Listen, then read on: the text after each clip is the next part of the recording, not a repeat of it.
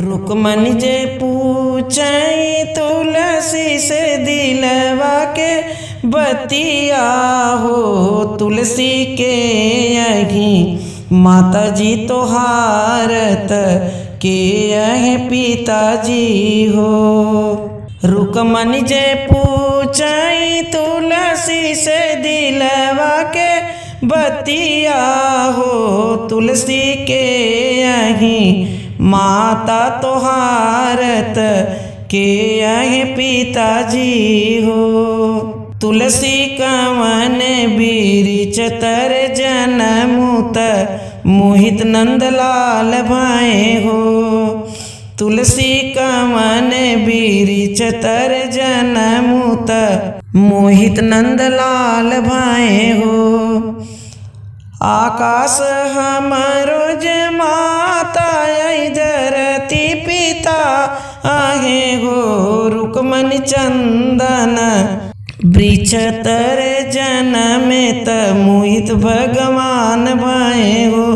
रुकमन चंदन वृक्ष तर जनमेत मोहित भगवान भाए हो। कहवा पे तोहरा जे नैहर कहवा पे सासुर हो। तुलसी कहवा पे भय है बियाहत पूजय भगवान जी हो। तुलसी कहवा पे भय है बियाहत पूजय भगवान जी हो। बिंद्रही बन हमरा नैहर गोकुल में सासुर हो। रुकमन अधर धारे मुरली बजावत ओही हमरे नाथ जी हो। जब हम जनते तुलसी सवती हमरी हो बियू हो। जब हम जनते तुलसी सवती हमरी हो बियू हो। तुलसी लाते तरे जड़ से उखड़ते गंगा में बहाई देते हो। तुलसी लाते तरे जड़ से उखड़ते गंगा में बहाई देते हो। भल कर तू बहिनी उखड़ तू त गंगा में बहाई दे तू हो। बहिनी बनी जाइत सुंदर नैया त खेवते भगवान जी हो। बहिनी बनी जाइत सुंदर नैया त खेवते भगवान जी हो। जब हम जनते तुलसी सवती हमरी हो बियू हो। तुलसी आरा लैके नैया कटवते त भरवा झोंकवते हो। तुलसी आरा लैके नैया कटवते त भरवा झोंकवते हो।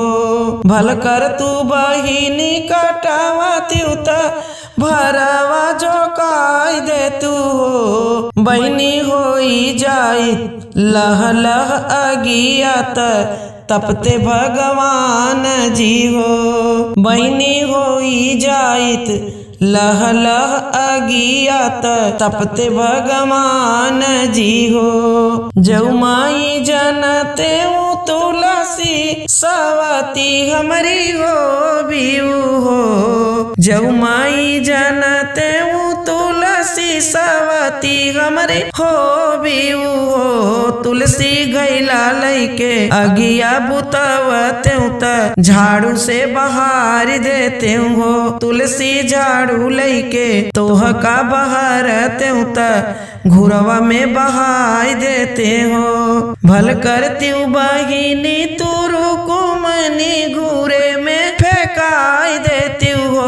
बहिनी बनी जाइत बेली का फूलवा त सुंगते भगवान जी हो। जऊ माई जनते तुलसी सवती हमरे हो बियू हो। तुलसी लाते तरे तोह का दबावते त जड़ से उखाड़ देते हो। रुकमन जे पूछई तुलसी से दिलवा के बतिया हो। तुलसी कहवा पे लिहलू जनमवा त कहवा बियाह बाए हो।